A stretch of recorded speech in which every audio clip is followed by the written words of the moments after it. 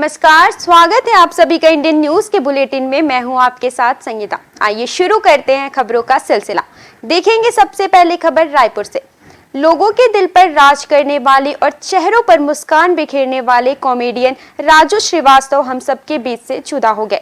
Comedian Srivastava का लंबी बीमारी के बाद दिल का दौरा पड़ने से निधन हो गया। मुख्यमंत्री भूपेश बघेल ने उनके निधन पर उनकी मृतात्मा की शांति के लिए भगवान से प्रार्थना की और कहा कि उन्होंने हास्य विधा का एक नया स्वरूप देश के सामने प्रस्तुत किया। उनका जाना कला के क्षेत्र में बहुत बड़ी क्षति है, जिसकी भरपाई कर पाना मुश्किल है। राजू श्रीवास्तव एक अच्छे कलाकार और स्टेज के कलाकार रहे हैं। पूरे देश को उन्होंने हंसाया, गुदगुदाया और लेकिन खुद भी हंसाते हंसाते सबको अपने जो चाहने वाले से रुला के गया। एक अच्छे इंसान हमारे बीच में नहीं रहे, उसके जाने का दुख है और पूरे परिवार के प्रति संवेदना व्यक्त करता हूँ और इस दुख घड़ी में ईश्वर से ही प्रार्थना की दुख सहने की क्षमता दिलाता हूँ। मुख्यमंत्री भूपेश बघेल अपने भेंट मुलाकात कार्यक्रम के तहत बालोद विधानसभा के गुरूर मुख्यालय पहुंचे, जहां मुख्यमंत्री ने देउर मंदिर में दर्शन के बाद भेंट मुलाकात कार्यक्रम स्थल तक पदयात्रा की। इस पदयात्रा में मुख्यमंत्री के स्वागत में गुरूर नगर उमड़ पड़ा और लोगों ने उत्साह के साथ मुख्यमंत्री का जगह जगह अभिवादन किया। भेंट मुलाकात के लिए गुरूर पहुंचे मुख्यमंत्री भूपेश बघेल का पदयात्रा के दौरान जनता ने जोरदार स्वागत किया। पदयात्रा के दौरान महिलाओं ने मुख्यमंत्री की आरती उतारकर उन्हें तिलक लगाया। वहीं युवाओं ने मुख्यमंत्री के साथ सेल्फी भी ली। साथ ही गुरूर के निवासियों ने मुख्यमंत्री को गजमाला भी पहनाई और मुख्यमंत्री के सिर पर रंगीन साफा भी बांधा। सीएम बघेल ने भेंट मुलाकात कार्यक्रम के तहत लोगों से संवाद करते हुए उनसे बारी बारी से योजनाओं की जानकारी भी ली। इस दौरान सीएम ने ग्रामीण की शिकायत पर ग्राम पंचायत ओड़ा के पटवारी की जांच करने व कन्हारपुरी में स्वामी आत्मानंद हिंदी मीडियम स्कूल की छात्रा से फीस लेने पर कार्यवाही के निर्देश दिए हैं।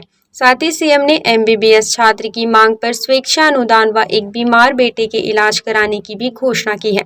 नागरिकों के द्वारा और साथ ही यहाँ अनेक समाजों के द्वारा भी स्वागत किया गया। मैं हृदय से धन्यवाद देता हूँ।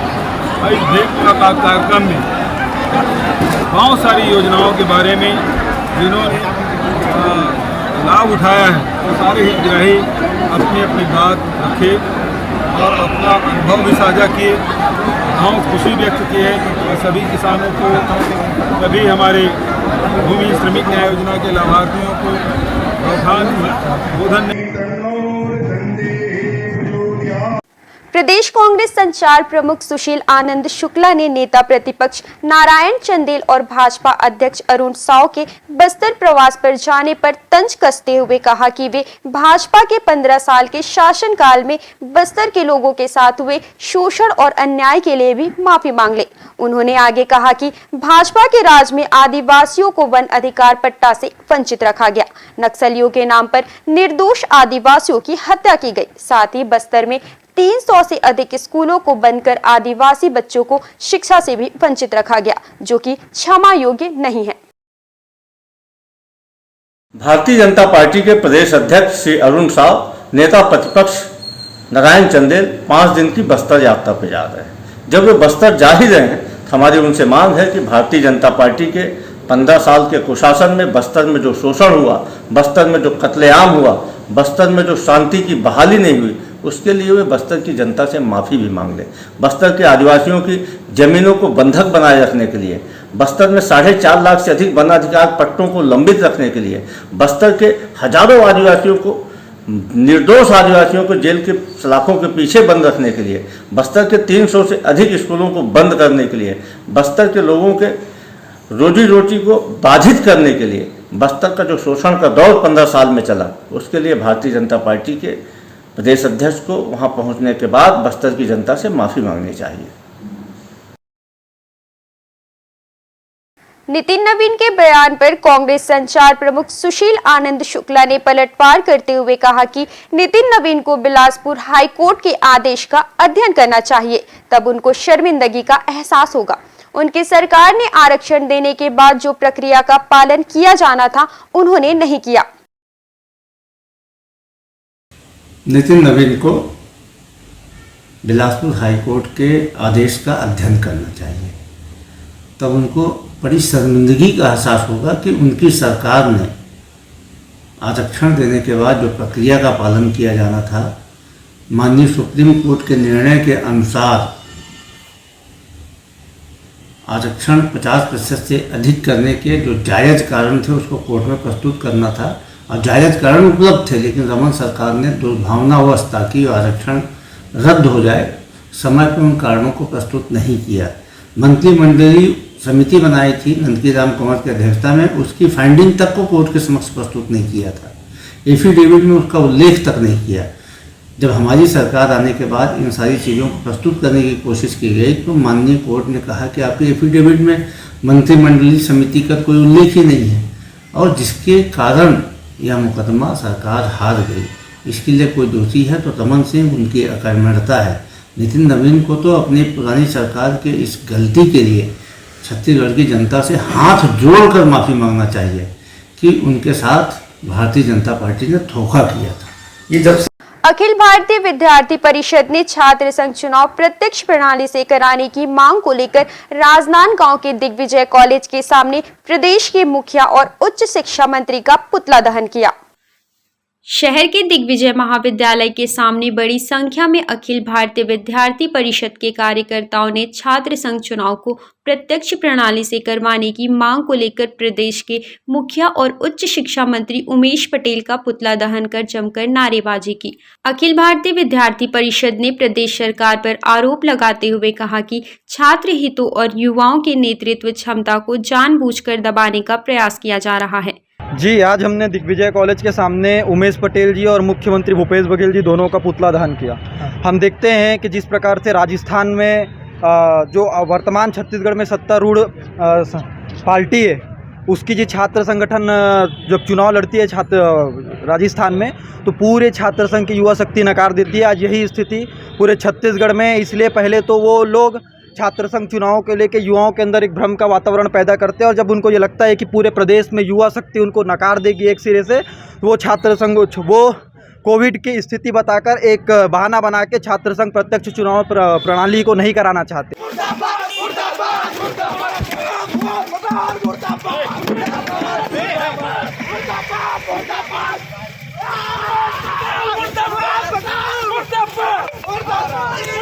सरगुजा जिला के कॉलेजों में छात्र संघ का प्रत्यक्ष चुनाव नहीं कराए जाने को लेकर अखिल भारतीय विद्यार्थी परिषद ने विरोध प्रदर्शन किया। छात्र संघ चुनाव न होने का विरोध अंबिकापुर शहर में भी देखने को मिला, जहां अखिल भारतीय विद्यार्थी परिषद से जुड़े छात्र संघ ने अंबिकापुर पीजी कॉलेज के सामने उच्च शिक्षा मंत्री उमेश पटेल का पुतला दहन कर विरोध प्रदर्शन किया। विद्यार्थी परिषद से जुड़े छात्रों ने आरोप लगाते हुए कहा कि प्रदेश सरकार युवा नेतृत्व को दबाने का प्रयास कर रही है। इस दौरान छात्रों ने प्रदेश सरकार के खिलाफ जमकर नारेबाजी करते हुए मांग की है कि छात्र संगठन का चुनाव होने से ही युवा नेतृत्व निखर कर सामने आएगा। हम लोग प्रदेश सरकार के द्वारा युवा नेतृत्व को कुचलने के प्रयास किया जा रहा है। माननीय उमेश पटेल जी का आज हम लोगों ने पुतला दहन किया। इनके द्वारा विगत 1 माह पहले ये बोला गया था कि हम लोग छात्र संगठन चुनाव कराएंगे। उनके द्वारा छात्र संगठन चुनाव अभी बोला गया कि हम छात्र संगठन चुनाव नहीं कराएंगे। इसी के विरोध में आज हमने उनका पुतला दहन किया। हमारे उच्च शिक्षा मंत्री माननीय उमेश पटेल जी के द्वारा युवा नेतृत्व को कुचलने और दबाने का प्रयास किया जा रहा है।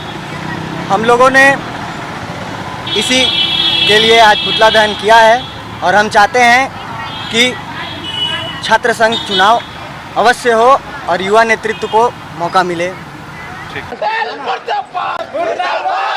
राजनांदगांव जिला अस्पताल में सोनोग्राफी करवाने के दौरान अस्पताल में पदस्थ आया कर्मियों के द्वारा अवैध वसूली किए जाने की शिकायत को लेकर मितानी ने कलेक्ट्रेट पहुंची, जहां उन्होंने दोषी स्वास्थ्य कर्मियों पर जल्द कार्यवाही करने की मांग की है।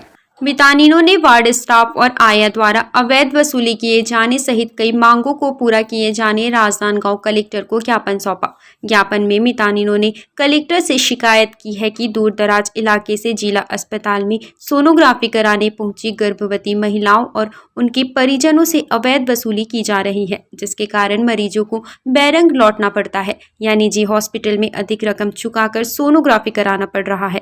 साथ ही मितानिनों ने जिला अस्पताल में अवैध वसूली पर रोक लगाने, पर्ची काउंटर बढ़ाने सहित गांवों में शासकीय राशन दुकानों को शाम के समय खुलवाने की मांग की है।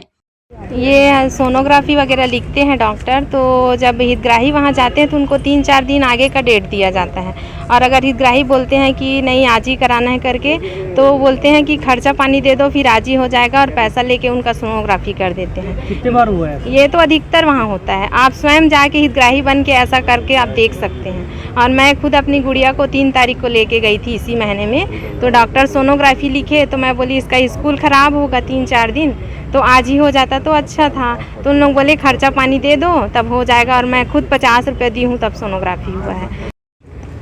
जी, हम लोग हमारे जिला चिकित्सालय में बहुत सारी ऐसी समस्याएं हैं जिसके बारे में हम यहाँ पर उपस्थित हुए हैं अपने कलेक्टर महोदय को आवेदन देने के लिए। क्या समस्या? जिला अस्पताल में जेएसके वार्ड में जैसे मरीज लोगों को लेकर जाते हैं तो वहाँ पर उन लोग पैसे की मांग करते हैं डिलीवरी होने के बाद, आया लोग है ना, तो कोई बाहर से व्यक्ति गरीब आदमी आया रहता है, कोई कुछ आया रहता है, तो उन लोग 500 से नीचे कम मांगते ही नहीं हैं। कोई अपने खुशी से जितना भी देना चाहता है उसी उन लोग ले लेते हैं, और जो पैसे नहीं देते हैं उनकी जो डिलीवरी हुई रहती है तो वो साफ़ सफाई भी नहीं करते हैं वो।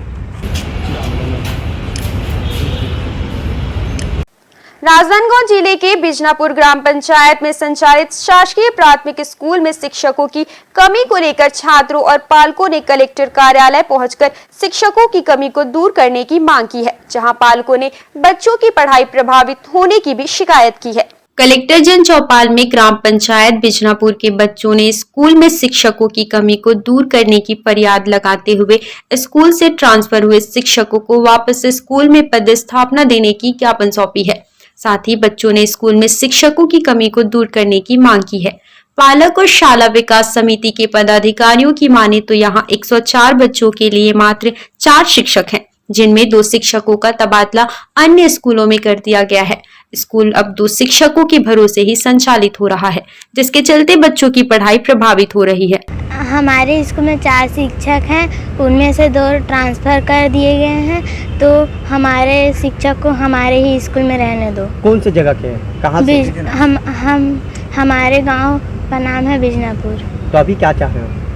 अभी हमारे सिलोचन सर को हमारे ही स्कूल में रहने दो, ट्रांसफ़र मत करने दो। कौन सी क्लास है? क्लास 5। कौन सी जगह था? कहाँ होगे? बिजनापुर से। कहाँ होगे? हमारे शिक्षक को दूसरा स्कूल में भेज रहे हैं। क्या चाहते हो? हमारे शिक्षक को हमारे स्कूल में रहने दो। मैं स्कूल के अध्यक्ष हूँ, और यहाँ बच्चा मन के परेशानी है कि स्कूल में 4 शिक्षक हैं और स्कूल के और 2 शिक्षक ट्रांसफ़र हो गए हैं। एक मैम था, उसका कल विदाई हो गया, और बच्चे लोग के पास बस 2 ही शिक्षक बचे हैं, और एक शिक्षक है सिलोचन सर वर्मा, उसका ट्रांसफ़र कागज मतलब उसका ट्रांसफ़र है, और हम बच्चा मन लोग सिलोचन सर ही चाहिए और कोई दूसरा सर भी नहीं चाहिए। आज जन चौपाल जैसा कि आज के दिन निर्धारित रहता है, बहुत सारे लोग आए हैं यहाँ पे, और कुछ जो ट्रांसफ़र ऑर्डर हुए हैं शिक्षकों के, उसके संबंध में भी कुछ पालक अपने स्टूडेंट बच्चों को भी लेकर आए थे, और उनके जो डिमांड है उसको हम लोग परीक्षण करेंगे। हम लोगों ने बताया है किसी को कोई असुविधा ना हो, किसी का कोई नुकसान ना हो, इसका हम लोग पूरा ध्यान रखेंगे। और किसी बच्चे को आने की आवश्यकता नहीं है यहाँ पे। पंचायत सरपंच या स्कूल शिक्षा विभाग से हम लोग के पास जानकारी आते रहती है। बस्तर जिला कलेक्टर चंदन कुमार ने डेंगू प्रभावित वार्डों में रोकथाम के लिए अभियान को तेज करने के निर्देश दिए हैं। साथ ही उन्होंने डेंगू रोकथाम के लिए किए जा रहे प्रयासों की समीक्षा भी की। समीक्षा के दौरान कलेक्टर चंदन कुमार ने स्वास्थ्य अधिकारियों को निर्देश दिया है कि पिछले पखवाड़े में जिन वार्डों में 5 से अधिक डेंगू के मरीज मिले हैं वहां 10-10 लोगों का दल गठित करे। ये दल घर घर में जाकर लार्वा के स्रोतों को नष्ट करने का कार्य करेंगे। उन्होंने इस कार्य के लिए जनप्रतिनिधि और स्वयं सेवकों की सहायता लेने के भी निर्देश दिए हैं। साथ ही कलेक्टर ने जन जागृति के साथ दवाई छिड़काव और फॉगिंग पर भी विशेष जोर दिया है। वक्त हो चला है एक छोटे से ब्रेक का। आप देखते रहिए इंडियन न्यूज।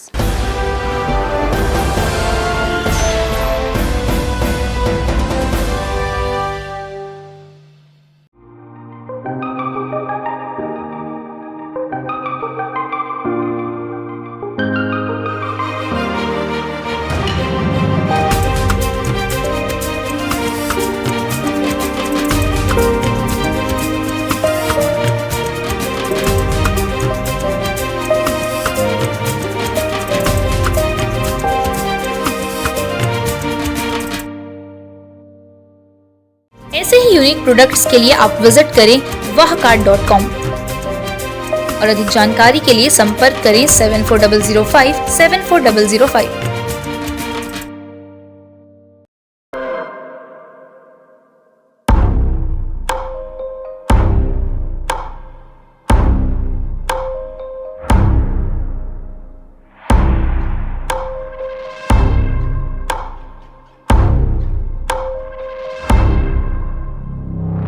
प्रशिक्षण जो रोजगार दिलाए।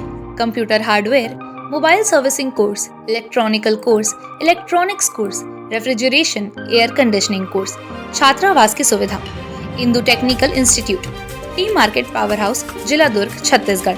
Mobile number 9827194279, 74156741157। ये है इंदु ब्रॉडकास्टिंग प्राइवेट लिमिटेड और आप देख रहे हैं इंडियन न्यूज, हर पल, हर क्षण, हर सच।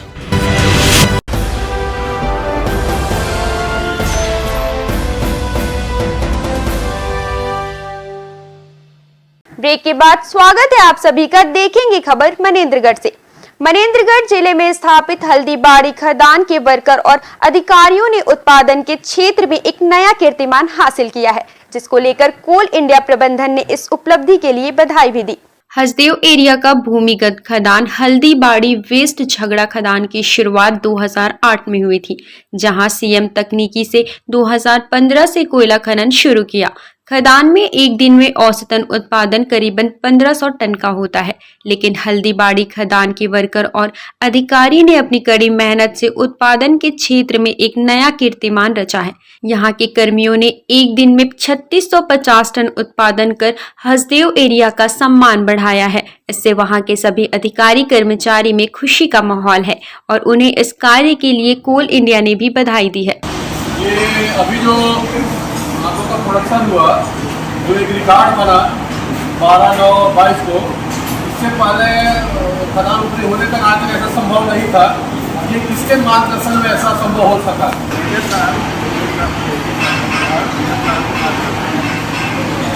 मेरे कर्मचारी ही लगन से काम। अच्छा, ये आप लोग जो रिकॉर्ड बनाए, ये एक दिन का ही रिकॉर्ड था, ये आगे भी निरंतर आप लोग ऐसा चालू रखेंगे? जारी रखेंगे।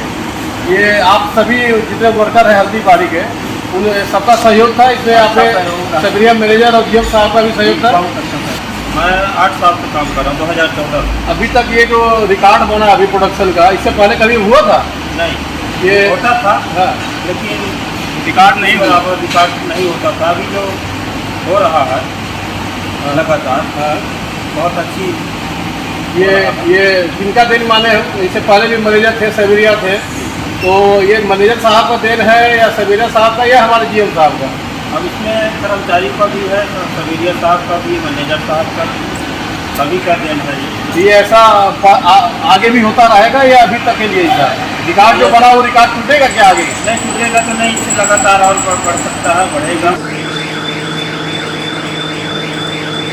कहते हैं हौसले अगर बुलंद हो तो दूर मंजिल को भी पाना आसान हो जाता है। कुछ ऐसा ही संभव कर दिखाया है इंडियन न्यूज में पदस्थ अनूप मिश्रा के भतीजे ने। भोपाल लामा खेड़ी के रहने वाले राहुल तिवारी, जो बिना किसी कोचिंग के अपनी कड़ी मेहनत और लगन के बदौलत मेडिकल प्रवेश नीट यूजी 2022 की परीक्षा में देश में 34,889वां रैंक पाकर अपने परिवार और जिले का नाम रोशन किया है। देखिए ये report. National eligibility cum entrance test परीक्षा में सफल होने के लिए जहां लोग लाखों का खर्च करते हैं, वहीं दूसरी ओर भोपाल में रहने वाले राहुल तिवारी ने ये साबित कर दिखाया है कि कड़ी मेहनत और लगन से बगैर कोचिंग किए भी इस परीक्षा में सफलता पाई जा सकती है। राहुल ने दिन रात कड़ी मेहनत कर देश में नीट परीक्षा में 34,889वां रैंक हासिल कर कीर्तिमान रचा है। राहुल ने नीट यूजी 2022 की परीक्षा में 98% अंक पाया है। राहुल अपने इस सफलता का श्रेय अपने माता पिता व परिजनों को देते हैं, जिनकी बदौलत उन्होंने बिना किसी कोचिंग के इस कठिन लक्ष्य को साधा है। दक्षिण पूर्व मध्य रेलवे नागपुर मंडल के आरपीएफ ने रेलवे सुरक्षा बल स्थापना दिवस पर रेलवे सुरक्षा बैरक में रक्तदान शिविर का आयोजन किया, जहां रक्तदान कर लोगों को रक्तदान करने के लिए प्रेरित किया गया। आरपीएफ के स्थापना दिवस पर राजनांदगांव आरपीएफ ने स्थापना दिवस पर पौधारोपण, एकता दौड़ और रक्तदान शिविर का आयोजन किया, जहां पुलिस सुरक्षा बल सहित रेलवे के कर्मचारी मौजूद रहे। इस दौरान 40 से अधिक लोगों ने रक्तदान किया। साथ ही कर्मचारियों ने रक्तदान करने के बाद लोगों को भी रक्तदान करने की अपील करते हुए कहा कि रक्तदान करने से जरूरतमंदों को नई जिंदगी मिलती है। आज जो है हमारा आरपीएफ का स्थापना दिवस 20 सितंबर को मनाया जाता है, क्योंकि आरपीएफ को जो है ना, इसको आर्म्स फोर्स का दर्जा, जो है आर्म्स ऑफ यूनियन फोर्स का दर्जा 20 सितंबर 1985 को मिला था। इसी उपलक्ष्य में आज स्थापना दिवस के क्रम में हमारा आज सुबह इसमें एकता दौड़ और वृक्षारोपण, साथ में रक्तदान जीवनदान जो मुहिम चलाई जा रही है, इसके तहत आज यहाँ पर रेलवे सुरक्षा बल बैरक में रक्तदान का आयोजन किया गया है, जिसमें सभी बल के सदस्य और सभी संबंधित रेलवे के कर्मचारी अधिकारी स्टेशन के यहाँ पर उपस्थित है और रक्तदान जो शिविर है चालू हो चुका है। सुरक्षा स्थापना दिवस पर यहाँ पे रेलवे स्टेशन राजनांदगांव में रक्तदान का जो शिविर लगा गया है, उसमें हम दोनों भी शामिल हो रहे हैं ताकि हमारे रक्तदान से किसी की जान बच सके। और आप सभी से भी अनुरोध है मेरा कि आप सभी भी यहाँ आके बढ़ चढ़ के हिस्सा लें, और आपकी अगर रक्तदान से किसी की जान बचती है तो उससे अच्छा और क्या बात है। छत्तीसगढ़ ओलंपिक संघ के महासचिव गुरुचरण सिंह होरा के खिलाफ इन दिनों सोशल मीडिया में वायरल हो रहे ऑडियो को असत्य और भ्रामक बताते हुए अपनी छवि बदनाम करने की साजिश बताया है। उन्होंने इसकी शिकायत वरिष्ठ पुलिस अधीक्षक रायपुर से करते हुए इस मामले की निष्पक्ष जांच कर दोषियों के खिलाफ कार्यवाही की मांग की है। गुरुचरण सिंह होरा ने इस संबंध में पुलिस अधीक्षक से सोशल मीडिया में कूट रचित ऑडियो और वीडियो से भ्रामक संदेश प्रसारित करने वालों के खिलाफ जल्द ही मानहानि का दावा करने की जानकारी भी मीडिया को दी है। उन्होंने पुलिस अधीक्षक से इस पूरे मामले की नामजद शिकायत करते हुए निष्पक्ष जांच कर दोषियों के खिलाफ कड़ी कार्यवाही करने की मांग की है। साथ ही उन्होंने कहा कि इस घटना से उनकी सामाजिक प्रतिष्ठा धूमिल हुई है, इसलिए वे इसमें शामिल सभी षड्यंत्रकारियों के खिलाफ मानहानि का दावा करेंगे। मैं ये बहुत जिम्मेदारी से बोल रहा हूँ आप लोगों के सामने, जो वीडियो वायरल हुआ है वो पूरा असत्य एवं भ्रामक है। उसमें टेम्परिंग की गई है, उसमें प्रतिष्ठित नेताओं को, अधिकारियों को बदनाम करने की कोशिश की गई है। मेरा केबल का व्यवसाय मैं शांतिपूर्वक ढंग से कर रहा हूँ और व्यापारिक दृष्टि से कर रहा हूँ, और मैं आपको दावे के साथ कह सकता हूँ मैंने इसकी विधिवत एफआईआर जो है देवेंद्र नगर थाने में की है। एसपी महोदय को इसकी कॉपी दी है और पुलिस को स्पष्ट जांच करने कहा है।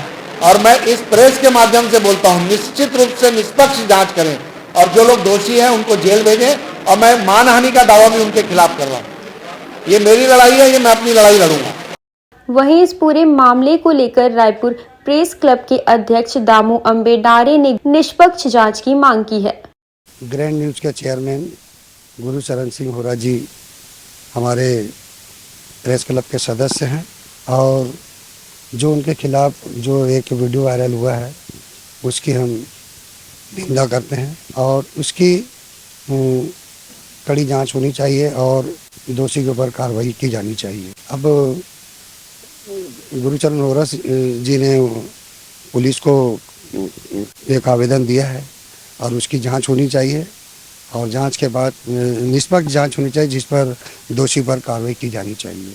कार को धक्का देने की बात को लेकर दोस्तों के बीच विवाद हुआ तो उसके ही 6 दोस्तों ने मिलकर अपने ही दोस्त की हत्या कर दी। इस घटना को अंजाम देने वाले अब सभी पुलिस के गिरफ्त में हैं। पुलिस की माने तो मृतक बाबा कुरैशी इंदिरा नगर का निवासी था। पुलिस की गिरफ्त में खड़े ये सभी लोगों पर अपने ही दोस्त की हत्या करने का आरोप है। इन लोगों ने मंगलवार को प्रणय भवन में सजावट का काम किया और काम के बाद वापस घर चले गए थे। इसके बाद रात को करीब 11 बजे सभी कार से खाना खाने के लिए जा रहे थे। जैसे ही वे लोग अपने घर से भगत सिंह चौक पहुंचे, कार अचानक खराब हो गई। अजय ने सभी को कार में धक्का देने के लिए कहा तो बाबा ने धक्का देने से मना कर दिया। इसी बात को लेकर अजय व उसके 5 अन्य दोस्तों ने उससे झगड़ा करना शुरू कर दिया। झगड़ा बढ़ने पर 6 लोगों ने मिलकर हाथ मुक्के से पहले पीटा, फिर पत्थर से उसका सिर कुचल दिया। इससे वह अधमरा होकर गिर गया। घटना के बाद आरोपी वहां से भाग गए। आसपास के लोगों ने जब बाबा को देखा तब उन्होंने 112 की मदद से उसे अस्पताल भेजा, जहाँ इलाज के दौरान ही उसकी मौत हो गई। दुर्ग पुलिस ने इस घटना को गंभीरता से लेते हुए आसपास के सीसीटीवी कैमरे को खंगाला। कैमरों की मदद लेने के बाद पुलिस ने समीपस्थ इलाकों में दबिश दी और सभी आरोपियों को कुछ ही घंटों में गिरफ्तार करने में सफलता प्राप्त की है। वैशाली नगर थाने का मामला है, जहां पर कल रात को सूचना मिली कि एक व्यक्ति को 5-6 लोगों ने मारपीट किया है, जिससे वो लहूलुहान है। उसको पुलिस ने हॉस्पिटलाइज किया और कुछ देर बाद इलाज के दौरान उसकी मौत हो गई। मृतक कुरैशी जो है ये वहीं वैशाली नगर का रहने वाला था और इसमें हम लोगों ने रात में 5-6 टीम बनाकर तत्काल इस रिकवरी का लगा दिया। तो 6 आरोपियों को हम लोगों ने रात में पकड़ लिया था और इसमें हत्या का मुख्य कारण यह था कि जो इस हत्या का जो मुख्य आरोपी है अजय भदौरिया, वो फ्लावर डेकोरेशन का काम करता था और उसी के अंडर में सारे लड़के काम करते थे। कल रात को जा रहे थे और गाड़ी बिगड़ जाने के उपरांत गाड़ी को धक्का देने को लेकर आपस में विवाद हुआ। चूँकि मृतक जो है धक्का नहीं दे रहा था, उसी पर से 5-6 ने मिलकर उसके साथ मारपीट किया, जिस कारण उसकी मौत हुई। घटना के तत्काल बाद आरोपी घटनास्थल से भाग खड़े हुए थे। उन्होंने अपना मोबाइल और सारी चीज़ें बंद कर रखी थी और आसपास कोई चश्मदीद भी हमारे पास नहीं था, लेकिन बेसिक पुलिसिंग और जो मुखबिरी तंत्र है, पुराना जो तरीका है, उसका इस्तेमाल किया और थोड़ा सा टेक्निकल इनपुट भी लिया। तो बेसिक पुलिसिंग, मुखबिरी और टेक्निकल इनपुट के आधार पर पुलिस वहां तक पहुंची। गीदम रोड स्थित शराब दुकान में हुई चोरी की गुत्थी बस्तर पुलिस ने सुलझा ली है, जहां आरोपी कोई और नहीं बल्कि वहां कार्यरत सेल्समैन ही निकले। फिलहाल पुलिस ने इस मामले में शराब दुकान के दोनों सेल्समैन को गिरफ्तार कर लिया है। शराब दुकान के ताले तोड़कर लॉकर में रखे लाखों रुपए की चोरी की शिकायत वहां कार्यरत सेल्समैनों ने थाने में की थी। प्रार्थियों की शिकायत पर बस्तर की बोधघाट पुलिस ने टीम गठित कर आरोपियों की खोजबीन शुरू कर दी, जिसके बाद आसपास लगे सीसीटीवी फुटेज को खंगाला गया। इसके बाद संदेह के आधार पर सेल्समैनों से कड़ी पूछताछ की गई। पुलिस की कड़ी पूछताछ में दोनों सेल्समैनों ने लॉकर में रखे लाखों की रकम चुराकर सीसीटीवी व डीवीआर को उखाड़कर ले जाना कबूल किया। पुलिस ने इस मामले में सेल्समैन लोचन साहू और सुकेश देवरी को गिरफ्तार कर न्यायिक रिमांड पर न्यायालय में पेश किया है। थाना बोधघाट क्षेत्र के हैं, जहां कुछ दिन पूर्व गीदम रोड स्थित शासकीय शराब दुकान के सेल्समैन लोचन साहू के द्वारा थाना बोधघाट में एक रिपोर्ट दर्ज कराया गया था कि 11 और 12 सितंबर की दरमियानी रात किसी चोर के द्वारा जो है शराब दुकान के ताले को तोड़कर अंदर प्रवेश कर जो है लाकर को तोड़कर जो है उसमें रखे शराब की बिक्री की राशि को जो है चोरी कर लिया गया है। सूचना पर थाना बोधघाट में धारा 457, 380 चोरी का अपराध दर्ज कर अनुसंधान में लिया गया था और दौरान अनुसंधान के घटनास्थल और आसपास जो है सिटी सर्विलेंस सिस्टम के अंतर्गत लगाए गए जो सीसीटीवी कैमरे, इसके अलावा अन्य जो परिस्थिति जन्य साक्ष्य जैसे कि टूटे हुए ताले, लाकर के स्वरूप, दस्तावेजी साक्ष्य और तकनीकी साक्ष्यों के आधार पर जो है मामले के माल मुलजिम की पतासाजी किया जा रहा था। दौरान पतासाजी के परिस्थिति जन्य साक्ष्यों के आधार पर जो है यह ज्ञात हुआ कि मामले में जो घटनास्थल में जो कार्यरत सेल्समैन लोचन साहू और सहायक सेल्समैन सुकेश देवरी, इन दोनों के द्वारा मिलकर जो है उक्त वारदात को जो है अंजाम दिया गया है और चोरी का स्वरूप जो है प्रदाय किया गया है। और इस पर जो है थाना प्रभारी कोतवाली हेमंत साहू, बोधघाट लालजी सिन्हा और थाना प्रभारी परपा धनंजय सिन्हा के नेतृत्व में जो है टीम गठित कर मामले के जो संदेही हैं उनको जो है पकड़ा गया है और मामले में दोनों संदेहियों से जो है पूछताछ करने पर जो है इनके द्वारा जो है बताया गया कि 11 सितंबर की रात में जो है इनके द्वारा जो है दुकान बंद करने के बाद पुनः जो है अपने पास रखे चाबी से जो है ताला खोलकर जो है दुकान में प्रवेश किया गया और लाकर से जो है चाबी के माध्यम से जो है लाकर को खोलकर लाकर में रखे जो राशि हैं उन्हें जो है चोरी कर लेना बताया गया।